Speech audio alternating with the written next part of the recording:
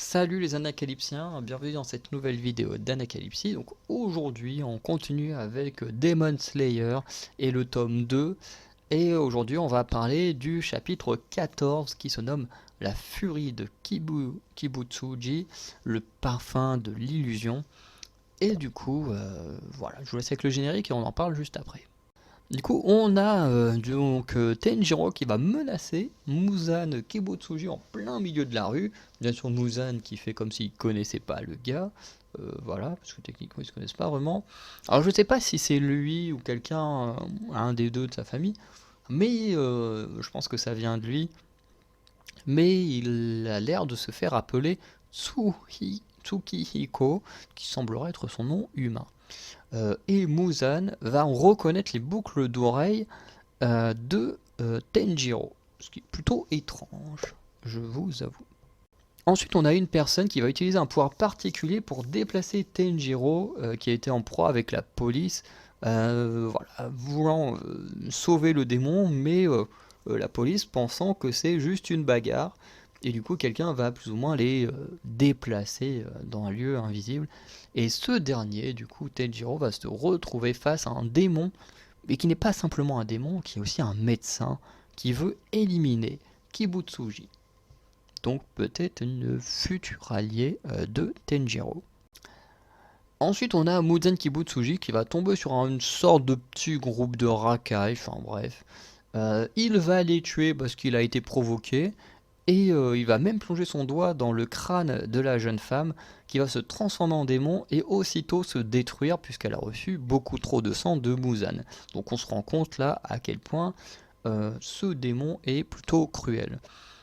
Il fera du coup appel à deux sous-fifres qu'on va découvrir dans les chapitres suivants pour lui apporter la tête de Tenjiro.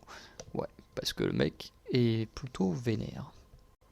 Comme on n'a pas de réponse à nos questions dans ce chapitre, on va regarder directement les questions que l'on peut se poser, dont ce chapitre a apporté une nouvelle question.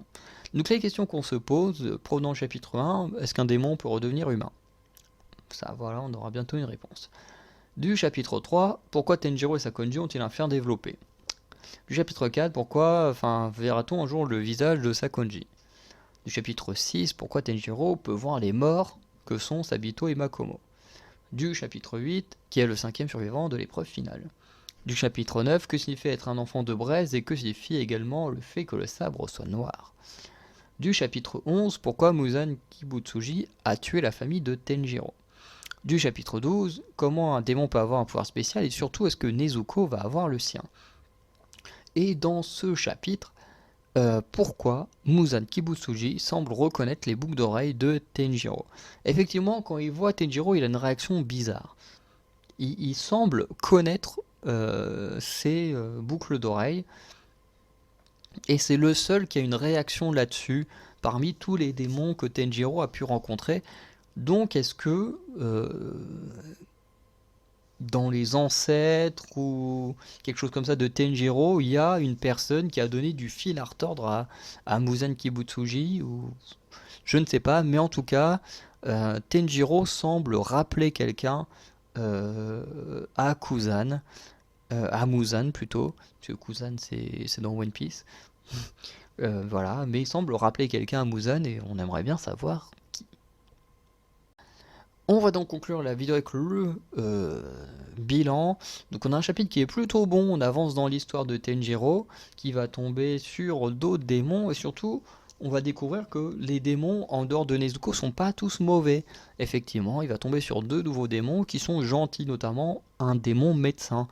Voilà.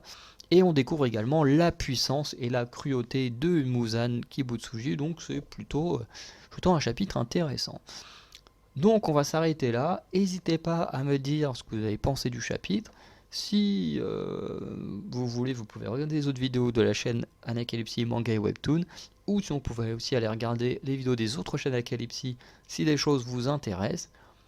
Et sinon, on se dit à très bientôt, donc je vous souhaite une bonne journée, une bonne soirée. Ciao les Anacalypsiens.